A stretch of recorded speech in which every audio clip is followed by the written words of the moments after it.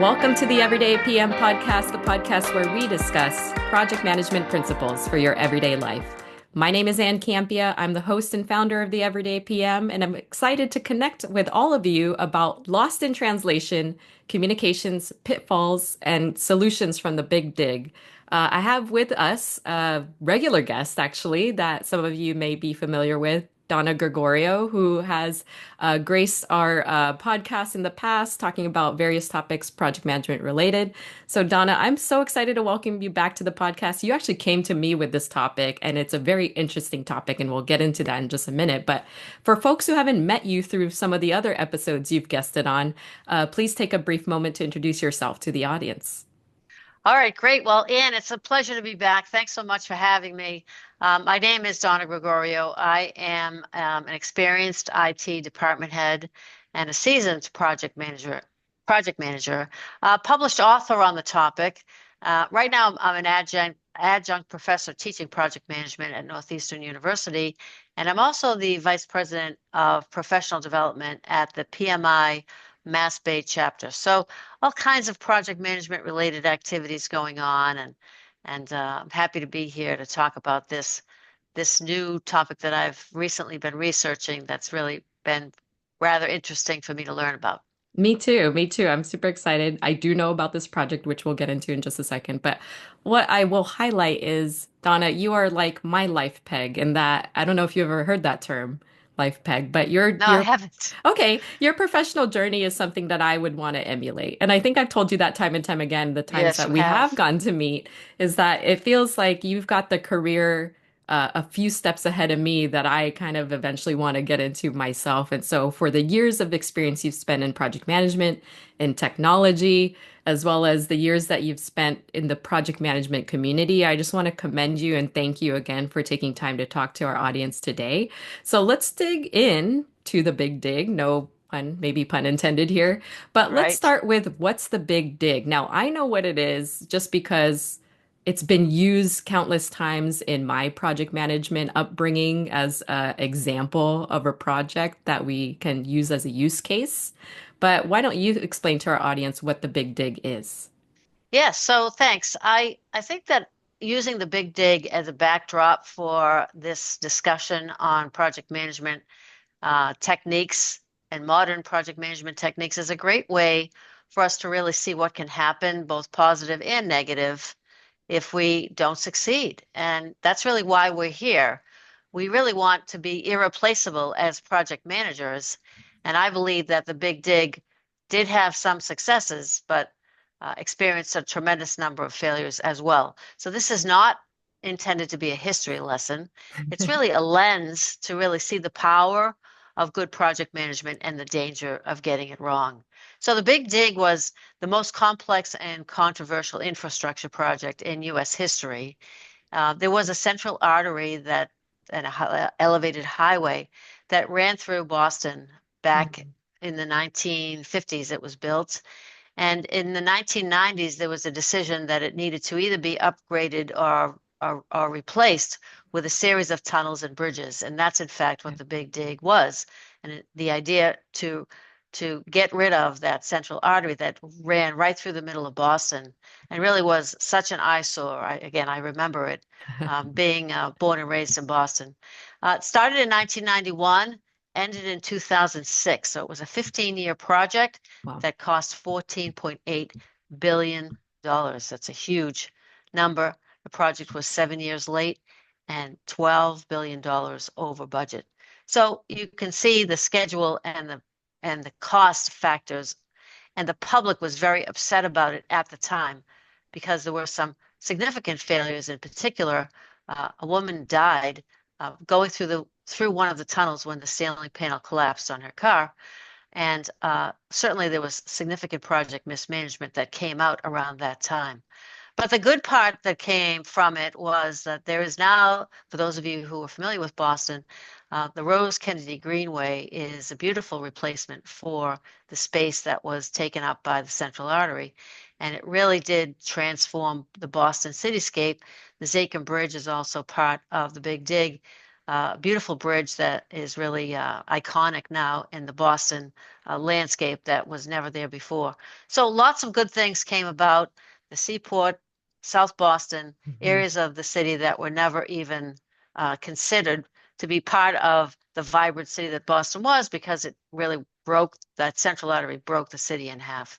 Mhm. So we're here really today to talk about what went wrong, and really, was the project a failure or a success, Mhm. or was it both? I don't really know, but I think that with the backdrop of the big dig, we could talk about a lot of these positive things that we could have done had we been in their shoes. And I want to put a little personal touch on this. I listened to a podcast recently that really got me revved up about the big dig. And for those of you who are podcast listeners, check out WGBH, which is a local TV station in Boston that created this podcast. It's a 6-episode podcast all about the Oh, big dig, wow. and very interesting, very well done, and really jazzed me up about the whole topic. And that's why I'm here today. I love this for so many reasons. I love that we're going to give our audience an opportunity to think through whether or not this was a success or failure as well. And just to ground us before I get to my first question with you, Donna, it's interesting that you called out right at the beginning. It was over budget and it was over time. And so traditional project management foundational thinking is that we're built around what the iron triangle, right? Of are we on time? Are we on cost? And of quality or resources, whichever one you want to swap out for that third element here. And as we get into 2025, the idea of how project management value is assessed now has evolved as well. And I think it's important to call that out for project managers and those that aren't close to the profession to understand there's metrics that we have to be accountable to in this position. And I think during that time frame, obviously things like cost, things like time are all going to spin your project out outside of that scope, outside of that delivery and that value. But now bringing this conversation into this light, into this current environment where Project Management Institute has come out and said value is realized a different way now. It's not necessarily just all of the iron triangle elements. There's a little bit more around how that value comes back to the organization.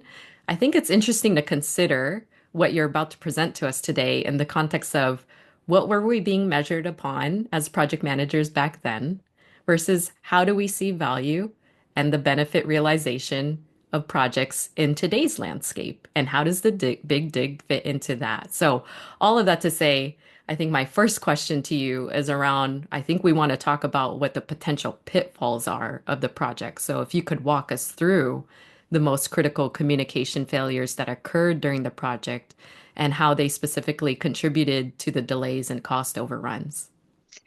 So I think there was a major player in this, and that was the Bechtel Parsons Brinkerhoff organization that was contracted to run the project. And they were the project managers. They did not have a lot of oversight by the government entities in Massachusetts at the time, the Mass Turnpike Authority and the Mass Highway, that were really running this project and coordinating with the federal government to get funding for this project. So basically, they got the funding and then they handed it off to Bechtel Parsons Brinkerhoff to run the project. And they kept their fingers crossed and hoped that all would go well. Mm-hmm. Many times the various government entities would present about the project and they'd say, oh, everything's great and we're on schedule and this project is going to cost us X amount of money, which was always less than what it ended up costing. They're very positive and always trying to shine a bright light on the project as being a great project for Boston. And at the same time, Bechtel was cycling project managers through every 6 months. So they never had a Hmm. consistent project manager running on the project throughout. And we didn't find out about this until when there was some investigation done. There was a lawsuit brought against Bechtel Parsons Brinkerhoff at the end of the project in 2006, because when the woman died, someone had to be blamed. And they Wow. turned to Bechtel and sued them, not only for the ceiling tile falling on the car, but also there were tunnel leaks. Right after the tunnel opened, one of the tunnels opened, there was a major leak that there was a flood in the tunnel Oh, that was caused by incorrect and insufficient concrete that was poured to form the tunnel. wow. So they were sued for both of those things, and they settled for $458 million. So you can imagine Wow. how much money we're talking about. This is a huge project. As I said, billions of dollars were being spent, taxpayer money.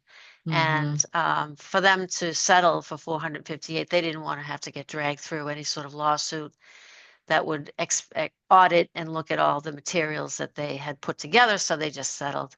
But, really, why did this happen, and why these problems occurred? So first of all, I think there was significantly poor stakeholder communication. There were so many stakeholders involved, so complex, so many contractors, Mass Highway, Mass Turnpike Authority, Mm-hmm. government. The governor changed so many times throughout the time that this project was Mm-hmm. running. Mm-hmm. And the governor was very involved in what was happening. Um, the reporting, I mentioned the reporting, everything was always try to be positive, and especially with the public who was living this every day, the construction right under their feet. Yeah. There was minimal oversight, as I said. There were no performance metrics at all that were created. I don't think there was even a thing back then, Yeah. with the Institute of PMI, introduction of PMI, and all of the and people say, oh, we have to follow all these things, but there's a reason why all these things are put in place, metrics and objectives and Mm-hmm. key Mm-hmm. results and all of that. So I think the objectives and key results are really the first key piece that we'll talk about today. What could they have done in terms of that to make things better? So that's number one. The Mm-hmm. second piece is when they had technical issues, they had problems resolving them, largely because they didn't have a very good organizational structure. So there was no one place to go if there was a problem. Who do I talk to? Do I go to the governor? Do I go Yeah. to the Mass Highway? Do I go to Mass Turnpike? Or who do I talk to? And there's construction engineers, and there's inspectors that are out at the field. And so there's so many people involved, it's almost hard to get through all that red tape to figure out who to speak to. They also had inconsistent status reporting, again, saying, oh, yeah, everything's going well, when in reality it wasn't. And how many times have you experienced that? I know I have. When I hear in the hallway a project is going south, yet when I'm in a status reporting management meeting, everyone says, oh, it's green, everything is green, and all is well. And, that is not the way that we want to be as project managers. We need to be transparent. We need to have this project charter in place that says this is what we're building and why. This Yeah. is the reason we're building it. And if there are problems, we'll raise those up at whenever we can at these gates that we put in place, these milestones that we put in place. I don't think they had milestones of any kind. I Mm. think they didn't have any gates that they had to go through to make sure that things were going well. So that the Wow. second piece of this is around problem framing. And what do you do when you run into a problem? And and there are quite a few people involved that need to solve that problem, but you're in charge. You need to make that decision that some sort of brainstorming session needs to take place, and you need to run that meeting. And how do you do that? So we'll talk about that. Yeah. And then the third thing is the overly optimistic schedules, not just the status reports, but the schedules that people put together. And Mm-hmm. so when you have a problem framing activity that results in actions, those actions need to be put in a plan. And that's really why we're here as project managers, is to develop a plan that can be executed. And Yeah. if you can't develop a plan that can be executed, then you become irrelevant. You become just part of the landscape, and not the leader that you really, really should be. So I think in Absolutely. general that there were so many issues, and I'm trying to simplify things because there's so much to talk about with this topic. But I think that's where we'll really focus our energies on objectives and key results, problem framing, and then also the road mapping that is a result of the actions that we develop. It sounds good to me, Donna. I mean, let's get into the first one. So, objectives and key results. So for those project managers who may not understand what that means for an organization, can you just briefly describe how you've used OKRs in the past? So OKRs in my organization were critical when you're proposing and starting a project. Hmm. It's part of the project planning activity. So we put these objectives together that says, here's what we're planning to build, and here is how we will measure our progress. So these Hmm. are not tasks. This is really a key point I want to make, is that objectives and key results are not tasks to be placed on a schedule. They are measurements that you're putting in place to track your progress. So Yeah. for example, in the case of building a huge tunnel that's miles and miles long, imagine that you're building a tunnel of let's just say that's 5 miles long. Did you finish the first mile? Did you finish the second mile? Did you finish the third mile? Did you finish, etc.? That's a very, very basic metric Hmm. to track your progress. Well, where are we? Are we done? Have we finished the fifth mile, or are we still on mile one? Hmm. Because when you're building a tunnel, especially of this kind, you're not digging the whole trench, and then you're not laying the whole thing, and you're Yeah. not putting in the pieces all one, you're doing it a little at a time, one Yes. mile at a time, one Yeah. half mile at a time, or whatever. So I think that that's an example of, extreme example of a metric that gives you an idea of some transparency into the progress of the project. If you're building an application and you're developing it, writing code, how many lines of code have you written? Hmm. Did you do 5 or did you do 500? And how Hmm. many tests have you run? If you're doing 25 tests, have you done 2 or have you done 20 and you're almost done? So these are the metrics that we're talking about. These are not tasks that we're putting on a schedule. And they're the most effective when you're at the initiative or the work breakdown structure level. So if you said an example of the big dig, oh, we're going to take the central artery, we're going to knock it down, and we're going to build a tunnel to replace it. That is way too big of an objective. Hmm. That's not measurable. There's so Yeah. many pieces to that. So you need to talk about how to build the tunnel, the various pieces and parts of building the tunnel. And then once the tunnel is completed, how do you connect that tunnel to other roadways? And then once that's completed, how do you actually dismantle the central artery that's existing?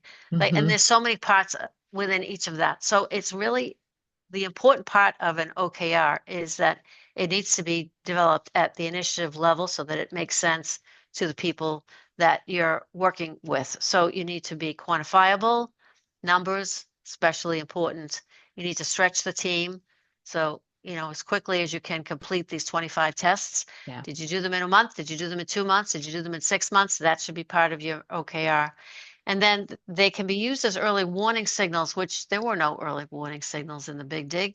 Hmm. Everything was good. We're all good. Everything's fine. Leave us alone. We're doing just great. And then Yeah. all these problems come out at the end.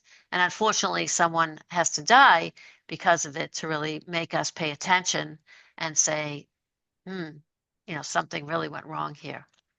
So So, I know you've done a lot of thinking around OKRs and how effective an OKR would have been for the big dig. Do you have a specific OKR you would have written in hindsight? yes, For you do. yes. I knew you would. Okay, I have so two. I have okay, go two. for it. Yeah, so the first one is objective. The objective would be to ensure the structural integrity and safety of all tunnel components to prevent failures and ensure public confidence. And public confidence was a piece that was really lacking, Hmm. and that was definitely proven true many times throughout. But imagine if they had a key result that said inspect 100% of the ceiling panels, the anchor systems that are holding those ceiling panels in place, and the critical hardware across all tunnel segments within within 90 days, miles of tunnels, thousands of ceiling tiles that are being installed. How many tiles have been installed?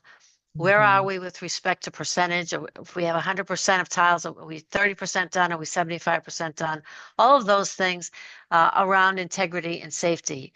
A communications plan, maybe a website, which of course that didn't exist in the 90s, but could there Hmm. have been a website for public consumption that kept people up to date on a regular basis of what significant actions were happening? All of those things could have helped in tracking. And you notice those things are not activities. Those things are measures. Those things are ways to be transparent and ways to keep track of the progress.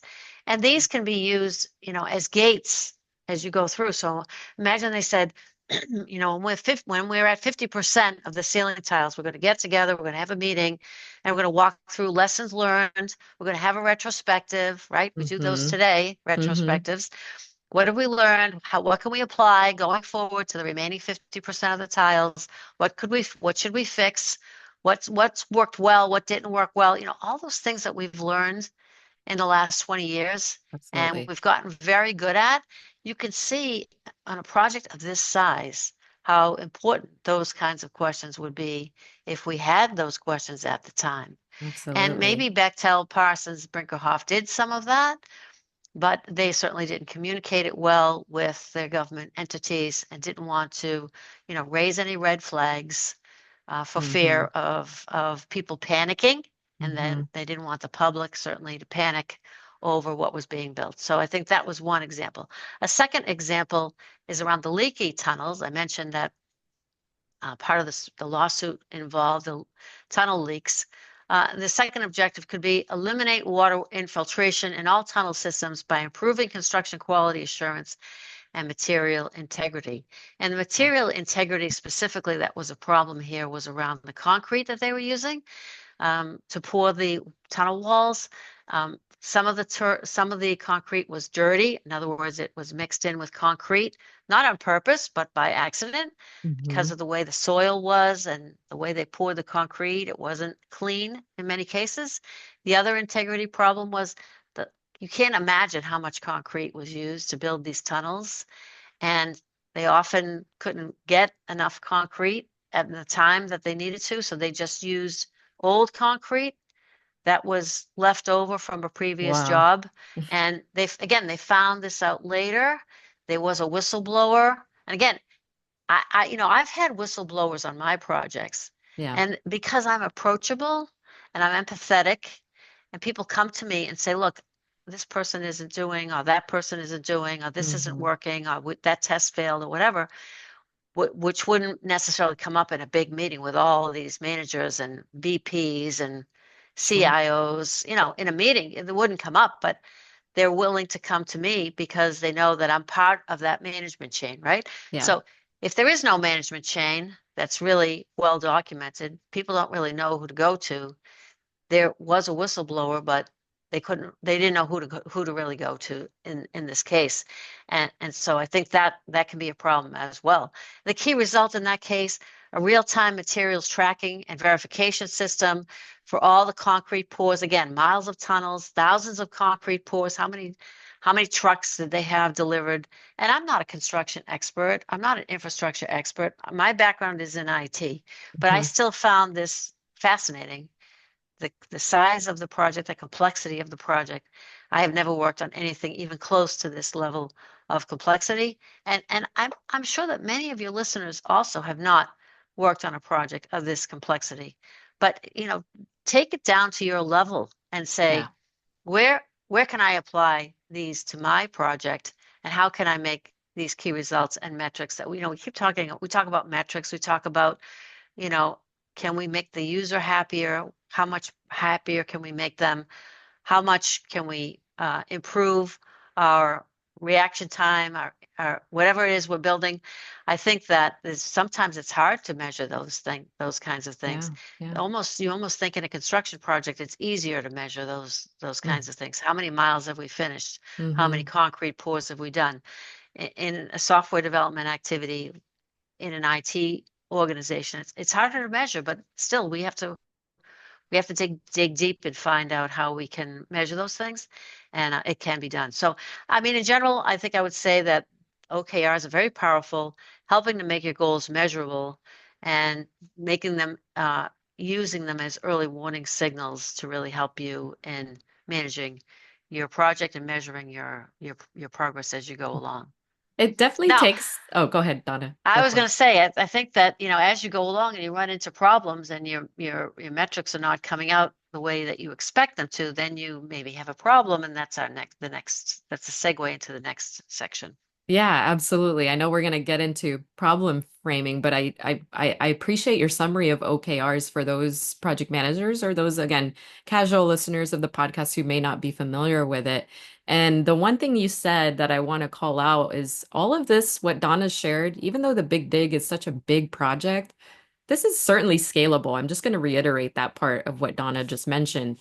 All of the things that surround clear OKRs You can create those for a project as big as the big dig and as small as a daily project that you might be working on. So just remember that this is all scalable. So hopefully you're finding some value in understanding why, even as difficult as it may be, as Donna called out in her previous profession of technology and trying to put metrics around something as agile as like a software or platform, it's still all doable.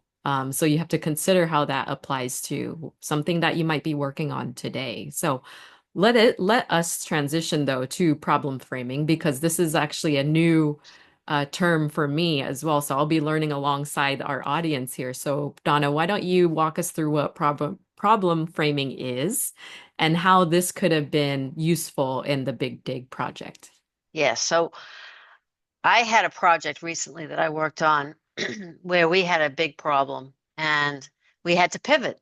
And how many in your listening audience have probably had a similar situation Oh, where they've been on a project, and the project I was on, I was working on it for a year and there were people on it before that. So this project had gone on. We were moving our identity management system from one technology to another. And I won't bore you with the details of what we were going from one to another. But the fact of the matter is, partway through, we decided we were having too many issues and we needed to shift to a different technology. And I'm not an expert in this cybersecurity, logging in and how to make sure people are getting identified correctly, mhm, multi-factor authentication. I'm not an expert in that at all. So what I had to do was partner with the technology experts, and they looked to me to run the project, and I looked to them for their technology expertise because how can I put a schedule together or a plan together if I don't really know the technology? And I think that obviously in the big situation of the big dig, I don't know anything about construction. I don't know anything about cybersecurity, but I'm supposed to be in charge and I'm supposed to be making decisions. And people are looking to me to make those decisions. And yeah. so I feel very responsible for my team to make sure they're gainfully employed and they're actively working on something every day, and we're working towards the same goals. So Hmm. problem framing is really a technique that people can use to ask the right questions so that you better understand the problem before you jump to a solution.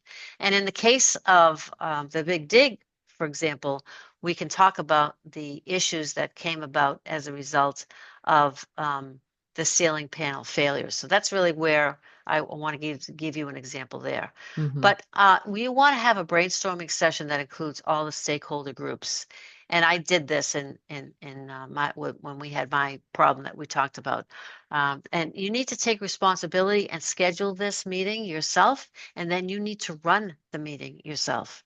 You can't sit back and expect magic to happen without being a part of that magic and really stimulating that magic to get it underway. And a lot of project managers I've worked with over the years, they wait for someone else to do it. They think someone else will take the responsibility. Hmm. And I just want to stress more much as I can the fact that if you want to be irreplaceable as a project manager, then you need to make sure that you're doing these kinds of things. You're setting up these meetings and you're running them and making sure that you're understanding, and you're evaluating any issues and you're documenting it all. Otherwise, it's a missed opportunity, and the actions should be coming out of this problem framing situation. So Hmm. let's just talk about the ceiling panels for a moment. They were needed for air ventilation. Imagine a big tunnel. They all have the ceiling that's on the top. Next time you go through a tunnel, check it out. You'll see it. I will. It's for air ventilation. It's for fire safety. So if there's a fire in the tunnel, then there's air that comes into the tunnel from Makes outside. sense. Yep. It's for sound dampening. So it could be really loud in a tunnel. Hmm. So that's also why it was there. The issues came about because the ceiling tiles were really heavy. They were 3 tons each, and they knew that when they put them in. They said, why are these panels so heavy? Can we do this with lighter panels? And they said, well, they've all been ordered. So, that's going to delay the project if we have to reorder new tiles. So let's just put these up. Okay, we'll just put these up. And then they used this epoxy that they tested, and it held, but over a period of time, the epoxy dried out and cracked and it didn't hold. So that was what caused the problem. Wow. But so there were red flags, there were warning signs. Yeah. Inspectors saw that there were problems. The construction people said, this is kind of stupid. Why are we doing it this way? But yet they proceeded, and Wow. there were no whistleblowers around at the time that could really, raise a red flag. And again, Bechtel Parsons was kind of running the show, and they were left to their own devices, and they weren't raising any red flags either. So imagine that they did have some sort of a problem framing activity. The kinds of questions that they would ask include things like, what's the problem that we have? Well, the heavy panels, they've got these epoxy anchor problems. There's not great oversight. So that's really what the problem is, and how can we address that? So why haven't we solved it yet? That would be the second question that you could ask. Well, we've got fragmented project ownership. We have resistance to revisiting core issues because we're under a stringent schedule and there's a lot of people paying attention to our schedule. Imagine the ceiling panels went in last, of course, after the tunnel was built. Mm. So now you're already over schedule, you're already over budget, and you really want to add more schedule and more budget to an already troubled project. So Yeah. that the chances of that happening were unlikely. Who else has this problem? So who else has a ceiling panel problem? So we should look at other states. Who else is building tunnels? It turned out that at one point the team flew to Japan because there was a tunnel being built in Japan similar to the one in Boston because it was on the water, on Yeah. the waterfront in the harbor, Right. Right. and they had similar problems. So they got some tips from the people in Japan. But why didn't they do that earlier? They Yeah. should have done it earlier. Yes. This was something that they should have done sooner. Wow. How are we part of the problem? Well, we trust the contractors to do the right thing. We also underestimate the risks. Are we doing risk management? Probably not. We're deprioritizing quality assurance and testing, and there was not a lot of testing done on the epoxy. I mentioned that they tested it immediately. Yep, looks like it holds it. It's good, but they didn't do any long-term testing, especially for these 3-ton ceiling tiles. Wow. What assumptions are we making? We're assuming that the inspectors will catch problems and they'll let us know about the problems. Well, the inspectors probably did catch problems, but they weren't speaking up for whatever reason. And once it's built, it's safe unless proven otherwise. And why wouldn't you think that? You spent billions of dollars to build these tunnels. Why wouldn't you think that, well, it must be okay, right? It's done. Why do we Frightening. need to, why, right? And who's been left out? Well, the public has been left out because they have no voice in safety concerns. They're just recipients of whatever they're being told. And then who benefits if the problem is solved? Well, the public benefits because they get a safer infrastructure system. Taxpayers benefit because you're spending less money if you're doing it right the first time. Hmm. So that would be a step-by-step process to go through a problem framing exercise. And as Hmm. you walk through these questions, imagine you have them on the board somewhere and you're filling out a template, maybe online, or you're doing it, with yellow stickies or however you decide to choose to do it. You do breakout sessions, you have one group talk about each problem and figure out, and we've done it different ways whenever we have these brainstorming sessions. And you come out of it with a set of actions. So we need more training. We need to establish better governance. We need a public statement and make sure we're communicating with the public. We need new tunnel safety protocols or maintenance. Whatever the actions are, you need to collect those actions and fold them back into the plan because Hmm. that's a real missed opportunity if you skip that step. And I've been in meetings where that step is skipped, Hmm. and that's kind of too bad. We talk about it after the fact and say, did we come up with any action items from that meeting, or did we document what we decided we wanted to do as a result of that session? So, and in fact, you may want to have these on your calendar as you're going through a big project like this. So you say, where are the checkpoints along the way? We're Yeah. going to bring in a red team, and we've done this. We're bringing a red team to examine the project's process and how successful are we at this checkpoint, especially for a project that's multi-year, Yeah. that's the millions of dollars. even billion, this one is billions, but even if it's a Yeah. multi-million-dollar project, let's put in some gates so that we can check on ourselves. I think an agile development process has those gates kind of built in, Mm-hmm. but some of these projects well, this certainly wasn't an agile project, that's for sure, back in the 90s. But imagine a big project that is not an agile project, because many big projects really cannot be done using agile. It's just imagine a government contract where you're building a radar, or you're building an aircraft carrier, or you're building a drone. These are huge projects, and the government is spending, millions of dollars to build these things, and Agile doesn't work in a Yeah. lot, not in all cases. I mean, so now you have to build those checkpoints in yourself. You're the project manager. You're in charge. You have Mm-hmm. to be putting these things in place. No one else will. And if you don't do that, uh, you could be replaced. And I've been on projects where project managers have been replaced. That's happened to me. That's happened to colleagues of mine, where they don't feel the project is being managed carefully enough, with Mm-hmm. enough rigor, and sometimes they put a team of project managers in place instead of just one person. They Right. put a group of people in place, and they have a direct line to, the VP that's in charge, because it's a high priority project. Imagine there's some sort of a cyber event, and you've got to get your systems back up and running, and the CIO is being questioned by the CEO. What's going on? Where are we? That might be a project where, there's a daily meeting, and there's all kinds of criticality, and it's critical issues, and people are really scurrying around. That's similar kind of project to what we're talking about here, where it's like serious stuff. If it's not right, then there's a problem. Yeah, imagine something in the healthcare industry, same thing. If it's not right, that there could be a serious problem. So Mm-hmm. these are the things that we're talking about, that you really need to get outside of your comfort zone. You really need to be looking at yourself critically, and how well you can, run these projects. Are you collaborating well enough? Are you coordinating with all the players? I mean, Mm-hmm. all the players, not just your favorites, all of them. Are you inviting third party people in to critically examine what's happening? And do you respect those people? You're not just bringing your buddy in who's going to say, "Yeah, you're doing a great job." You're looking for real criticism Right. from people you respect to come in and take a look at what you're doing.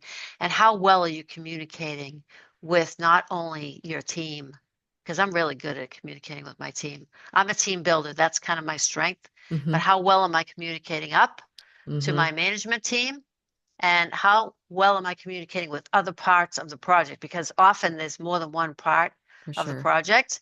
I know on the project I mentioned earlier, where we were doing multi-factor authentication and all that, there were multiple players, and InfoSec was one of them.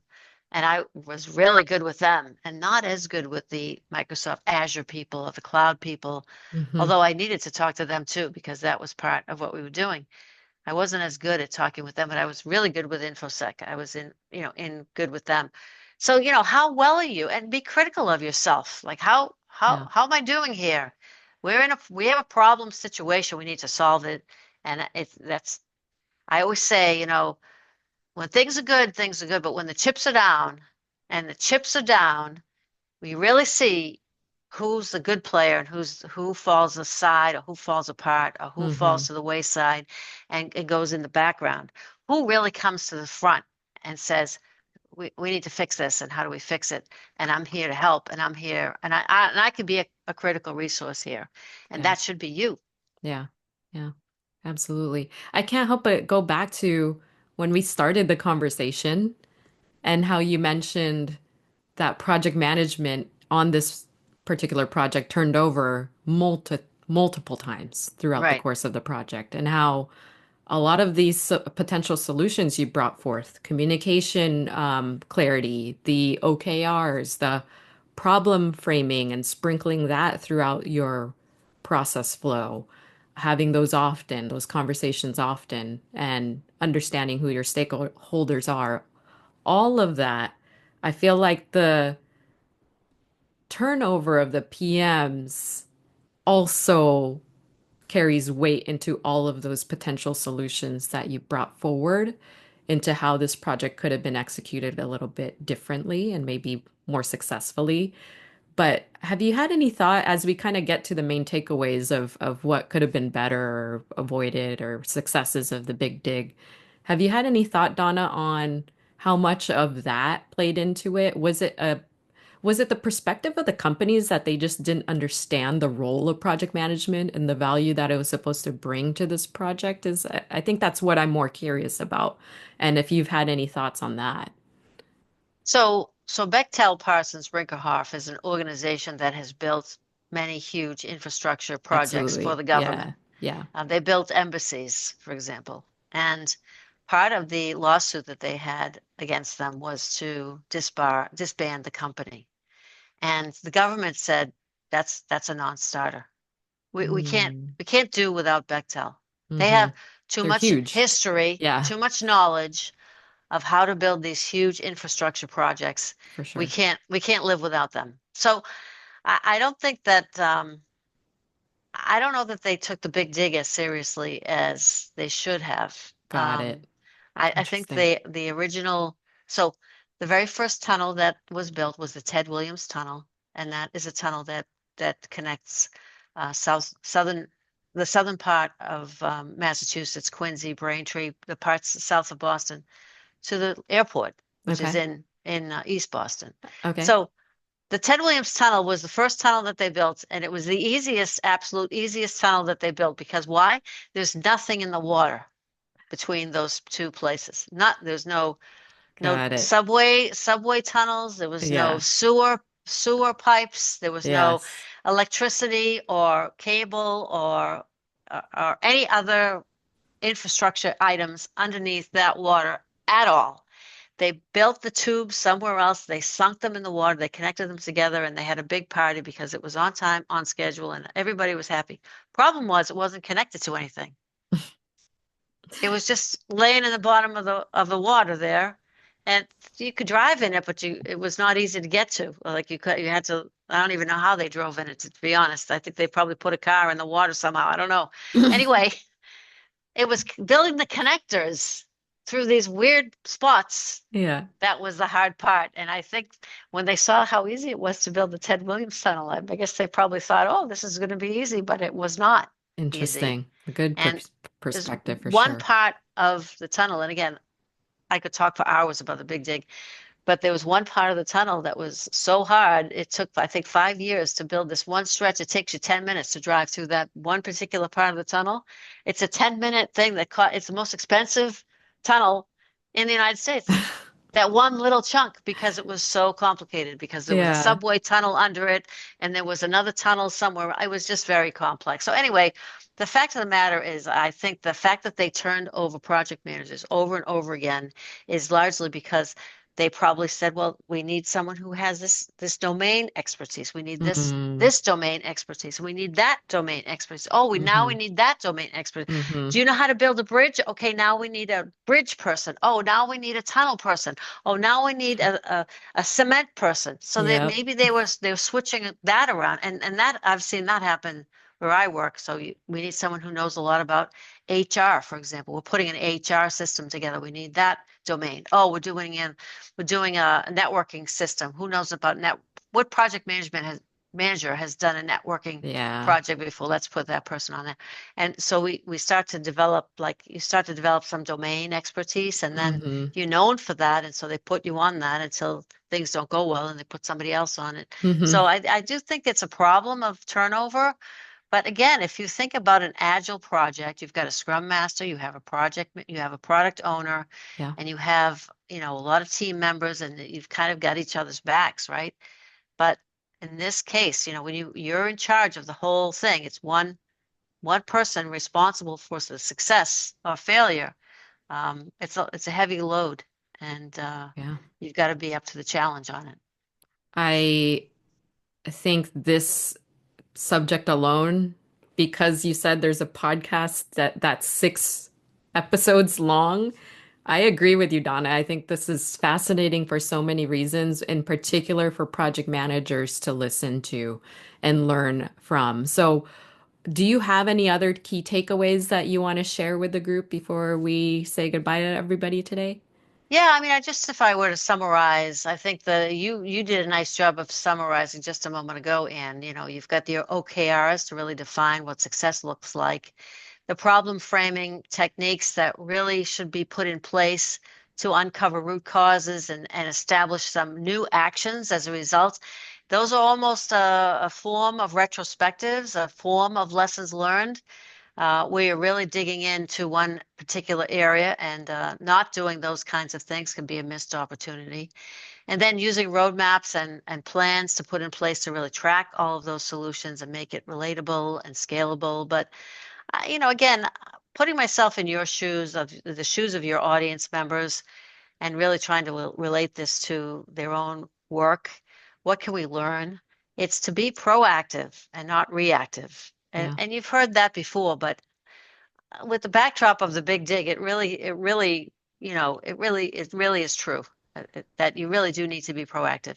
You need to build systems of transparency and accountability. So when you get that phone call from your VP and he says, "Where are we with this project?"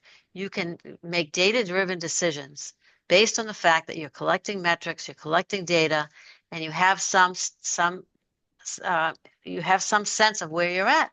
Because as the project manager, you're responsible and you're the one who knows a little bit about what everyone's doing. You don't know everything. You're not the cyber expert.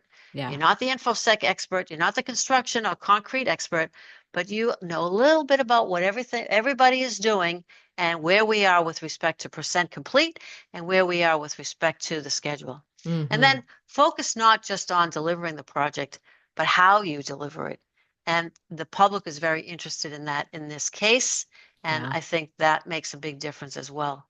I think ask better questions, plan for quality, and never assume success without verification from someone that it's successful.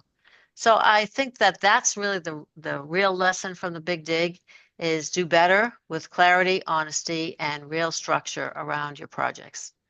This has been extremely insightful, Donna. That was such a great summary and can be applied to almost any project, right? So thank you for that. If folks want to continue the conversation, I am itching to keep talking to you about this, but I know we have limited time today. If folks want to continue the conversation with you about the big dig or just learn more about what Donna's up to these days, where can they find you online?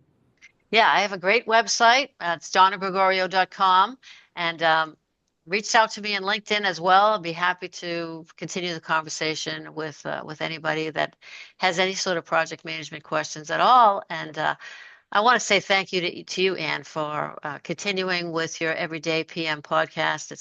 It's a great resource, and I hope your audience recognizes it's a lot of effort to keep it going, and I'm proud of you for all you do. So thank you. Oh, well, thank you so much, Donna. I appreciate it. So definitely reach out to Donna if you want to chat with her further. You can follow me on LinkedIn as well at Ann Campea, and I look forward to hearing your theories on how the big dig could have been more successful, or maybe you found that it is successful. I mean, it's your take based on what you've learned today. So that will do it for Donna and I for this installment of the Everyday PM podcast. Thank you all for joining us and listening in, and until next time. Take care.